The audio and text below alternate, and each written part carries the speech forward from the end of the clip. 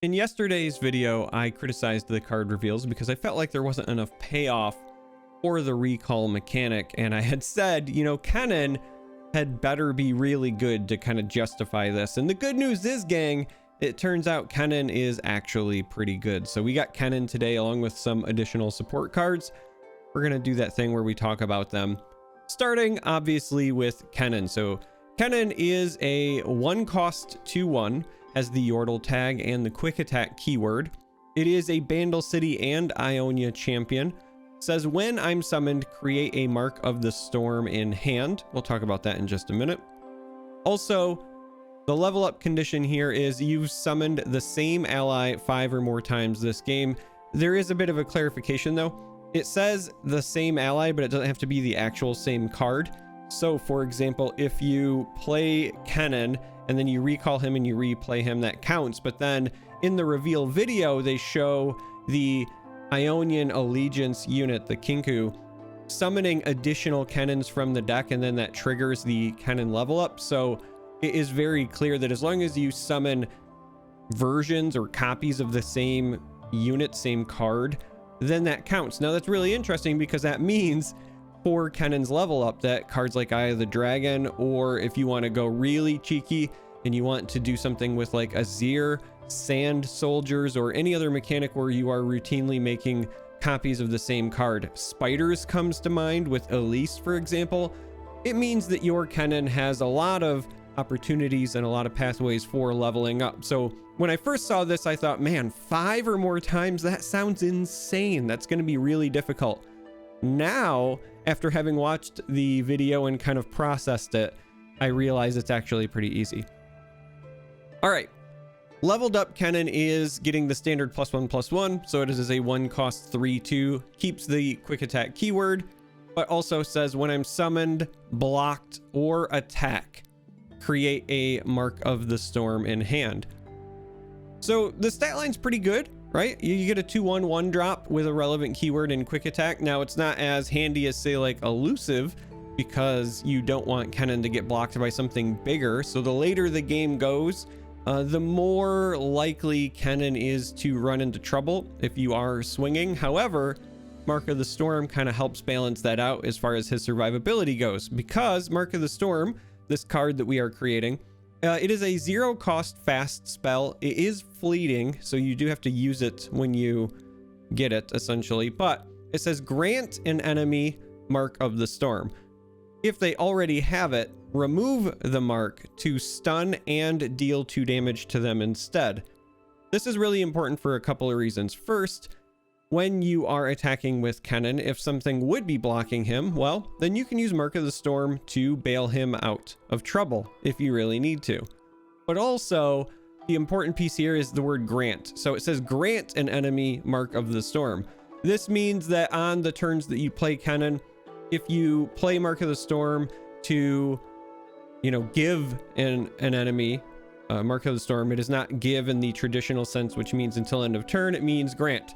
So you don't have to find ways to make multiple Marks of the Storm in the same round to get the benefit. You can kind of go long term. You can mark something, and then even if you're out of mana or you don't have any way to recall or whatever, then eventually when you replay Kennen, you can then mark that same unit.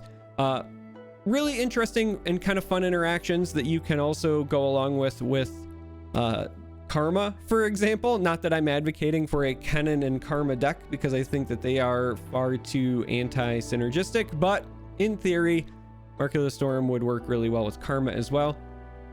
But the grant is an important piece here because it means that you can kind of set up plays long term, and I think that that's really important.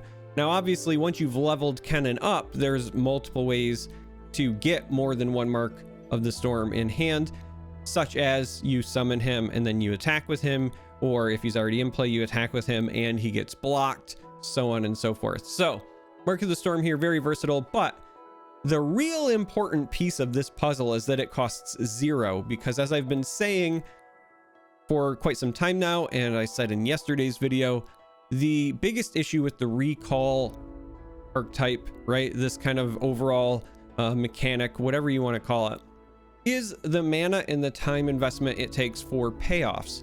So I was talking about how a lot of times you have to play a unit, then you have to pay mana to bounce the unit, then you have to pay mana to replay the unit, and eventually you just get outscaled and you don't have the kinds of big flourishing payoffs for all of that investment to make it worth your time. Kennen is great at helping you solve that problem because it is a one cost card itself.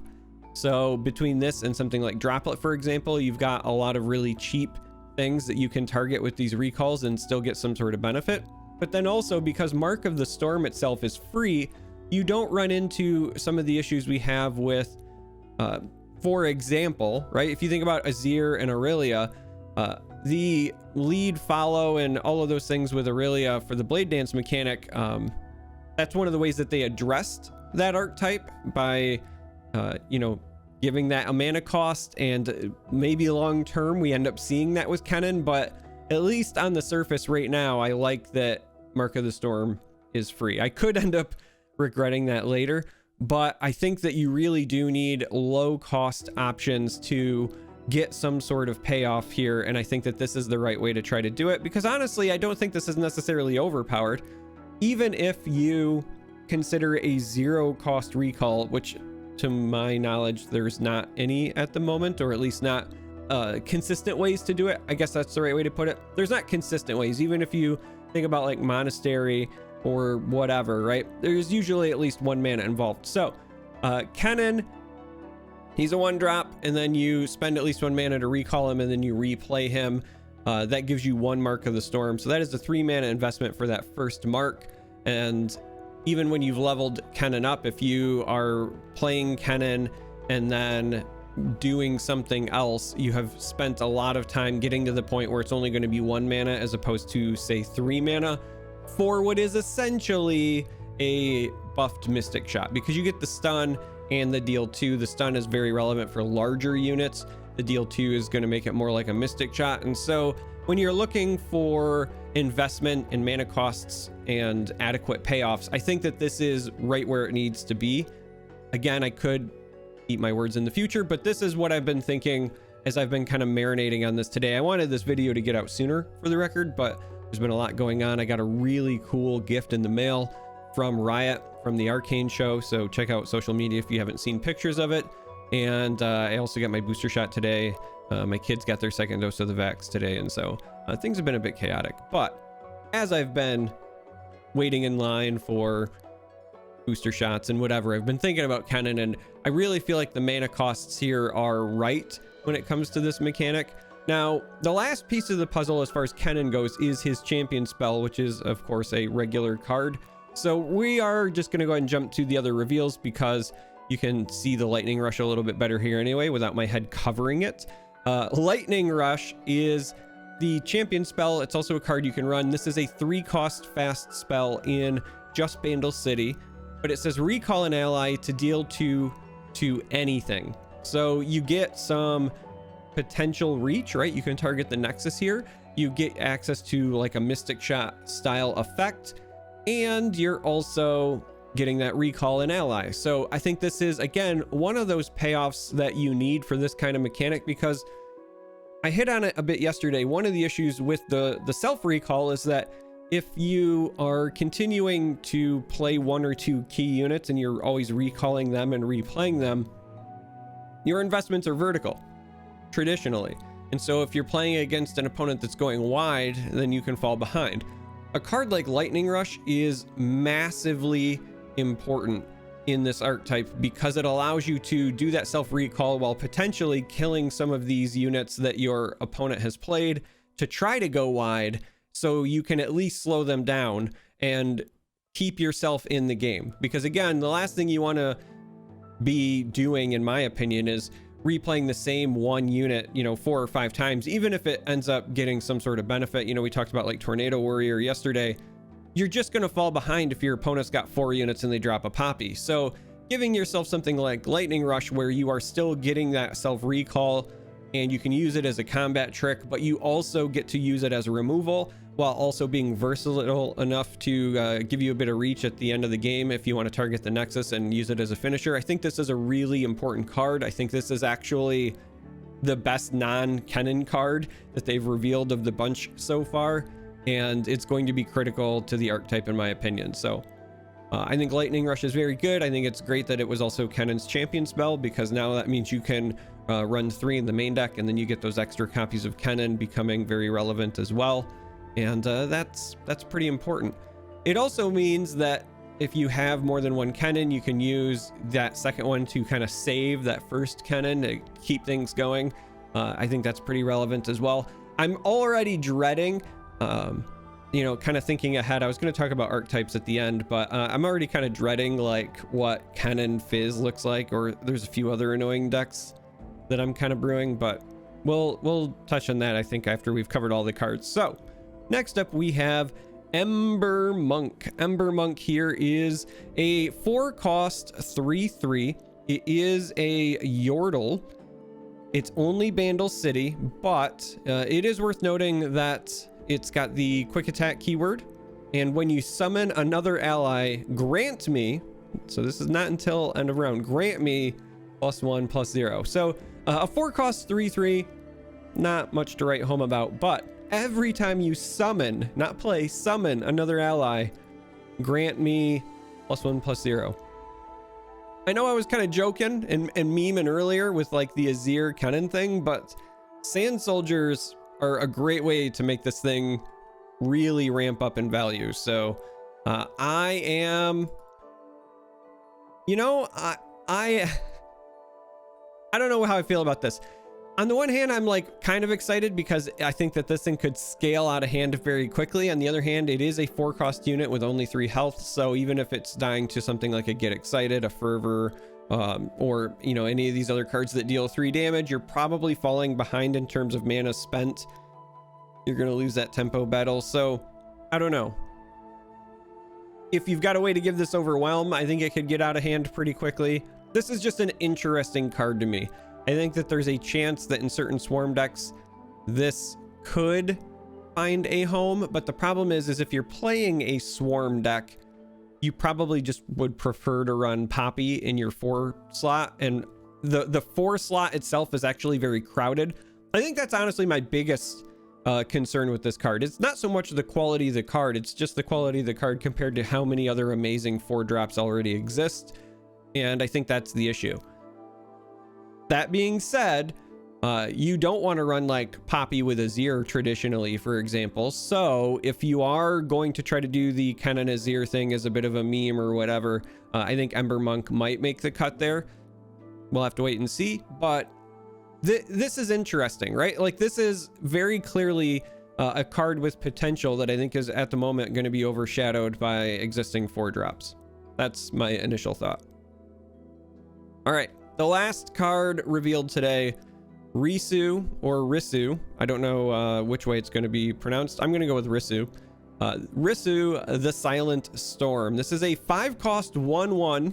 You heard me correctly. A 5-cost 1/1. It's got the Yordle tag and it's only Bandle City.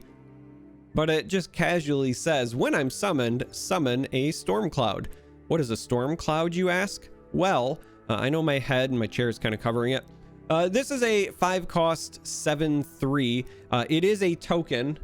If I tilt my head, you can see there's no gem there, but it does have the impact keyword as well, right? So it's a 7/3 impact. It's a token, so you can't run this in the main deck, but it is just summoned whenever you summon Risu. Now, lots of things that I want to cover here. It is a summon effect for Risu, which means that any other way that you have to summon Risu, it's fair game to also then make the Storm Cloud. So of course, you know, if you are playing Bandle City and Ionia together, then you can run the 6-cost, make 2 copies of this card. It's going to make ephemeral copies of Risu, but then when Risu comes into play, that's going to summon the token copy of Storm Cloud, and those would be permanent. So that is a very big, very impactful play. Couple of things to note though. As cool as that is, one, you have to have an empty board if you want to get the full benefit. It's basically you just have Risu and that first Storm Cloud that it summons, because the next 2 are going to make 2 more, and that's going to be your full 6 slots. But also it's a 1/1 and it's a slow speed spell, so if you do it, you need to make sure your opponent has no mana or has no responses, because it will be very interruptible. The one that immediately jumped to my mind that I kind of think is cheeky, I don't know if it's going to be fully worth the payoff, but if I was considering playing something like Vandal City Shadow Isles Control that was not Vigor and Senna based, then I would consider something where I'm running Matron and Risu, because Matron is, you know, an okay statted card for the cost already. But then when it comes down and it summons that ephemeral copy of Risu, you'll still get that permanent copy of the Storm Cloud. And it's, you know, it's not as flashy as Matron and Cythria, right? So like traditional Matron combo, but it is something that I kind of want to toy around with, if only because Shadow Isles and Vandal City already make for a potent control combo. And any opportunity that I get to play around with those regions but not be forced into playing Darkness, I think is worth exploring. I don't have anything against Darkness, mind you. I think Darkness is entirely fine as an archetype, but this allows us to explore, right? It gives us something new to potentially work with. But outside of that, Shadow Isles just in general also gives you a number of ways to abuse Risu. So if you've got things like the Chronicler, for example, I always talk about flicker effects when I'm talking about summon abilities, or if you want to play Journey, for example, anything where it's going to say like kill a unit and then summon a copy of it, that's going to trigger another Storm Cloud for you, and so on and so forth. So I feel like there's a lot of brewing potential with this beautiful little Yordle, and I'm excited for it. Obviously, you have a bit of a payoff if you want to keep recalling this and then playing it, because you'll keep the Storm Cloud. You're only recalling the 1/1, and then when you replay it, you make more Storm Clouds. But, you know, if you are not doing it at burst speed or not doing it in response to something, then it's kind of just like the, you know, make copies, right? Like if you just try to recall your own Risu, then your opponent can respond by killing the 1/1, and then you're out of the potential benefits. And if I'm being honest, continually recalling something and then replaying it because it costs 5 feels kind of bad, because the 1/1, let's be honest, like that part's irrelevant, right? So what you're really doing is you're saying I'm okay with spending 5 over and over again to get my 7/3 impact. I mean, 7/3 is a great stat line. Impact makes it relevant, but it's not like it's 7/3 overwhelm. So I don't know that I want to keep paying 5 for that. I think all of the ways where I'm paying less than 5 to trigger the summon is the way to go. So again, that's why I think about cards like Chronicler, or, you know, Matron. You're also getting the additional Matron stats with it. So again, it's not as great as the Cythria combo, but if you can Matron and still end up with your 6/6 fearsome and your 7/3 impact, and like that's fine. Maybe there's something there, I don't know. But as far as the recall archetype goes, I'm not convinced, at least yet, with what's been revealed, that Risu fits the recall archetype. But I say yet because one of the things I wanted to talk about is potential archetypes. So I do think that Kennen has a lot of potential with something like Fizz and some sort of really annoying you know, you just keep replaying the same units and trying to cheat in damage style deck. Because Fizz is also dual region, you get some flexibility as far as your pairings, right? Like you could go Vandal City and Bilgewater, Vandal City and Ionia, but still splash Fizz because it meets the Vandal City requirements, or a number of things down that path. I think that there is potential there. I don't think that's going to be a good deck. I think that Kennen is more likely going to fit into like existing Vandal tree decks because it's a cheaper option than Lulu, gives you access to Ionia more readily, and it honestly just fits that archetype really well. Similarly, I could see Kennen potentially taking the place of a few other used options as well. Like theoretically, you could play Kennen with Lee Sin because Eye of the Dragon helps you level there, and you could literally leave the deck unchanged, but Kennen would just be in place of like Zoe. So do I think that's the right call? I don't know, but I'm sure you'll see some folks trying it. I also feel like, so because Kennen, we got some Vandal City cards, and because Kennen is Vandal City and Ionia, even though I said I really hoped that this wasn't going to be the case. I feel like we're only getting half the puzzle, and we're going to see Ionia cards revealed soon, and I think that Ahri is also going to be a part of that plan. And I think that your like intended archetype pair will be Kennen and Ahri. I think it's going to be very similar to what we see with like Teemo and Caitlyn and other pairings that we've had in the past, even though obviously Teemo works because of the multi-region thing, and then we also got Caitlyn as well. But I'm thinking about even just like Pyke and Rek'Sai, right? Whenever we've had some of these smaller expansions historically, a number of the champions have went very well together, and so I suspect that's what we're going to get with Ahri, and it kind of breaks my heart. So I'm hoping that, you know, Kennen's a good start. I'm hoping Ahri gives us even more payoffs that help offset the mana investment and gives us even more cards like Lightning Rush that I think are really important to the archetype. And as I said before, I hope that if Ahri is going to be the other half of this archetype, that we get more viability from it. Because I could very well see Ahri having an effect similar to Lightning Rush, where you know, maybe every time she's recalled, she deals damage to a number of units or something, right? I'm thinking about like the Foxfires, and I'm thinking about how in League of Legends, when you use her ultimate dash, it does damage to things nearby. And so if they're trying to make her be, you know, that kind of like nimble, mobile, but they don't want to give her elusive, that could be a way that you pull this off. I don't know. Like I said before, Ahri's really hard to nail down because her kit means she's very versatile in League of Legends, and so unfortunately that means she could be every bit as versatile, or ever so versatile. My brain wanted to go with either one of them, but whatever. I think that either way, it makes her harder to nail down in Legends of Runeterra. My brain is fried at this point. So that's it. This is where we're gonna end it. I could keep ranting for quite a bit, but it's very clear to me that my brain is fried.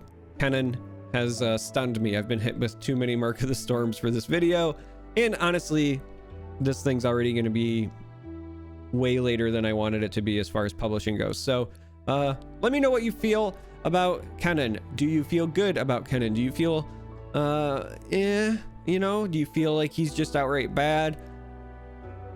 I want to know. I've been seeing a lot of praise in my social media feeds, right, when I keep track on the sentiment for Legends of Runeterra, and I for the most part I feel the same. I think that Kennen is very, very neat. I think that he's got some great payoffs. I don't know if there's enough payoff to commit to Kennen and the recall thing as an archetype yet. So I will say I think some of the optimism around Kennen right now is just based around the fact that like Kennen is good, and we could very well see situations where Kennen fits into existing decks or fits into existing archetypes, but not because of the recall stuff, and just because Kennen is good. So I don't know. I'm kind of hoping we get more recall support if Ahri ends up being the other piece of this puzzle. There is still a part of me that secretly hopes that Ahri is something else entirely.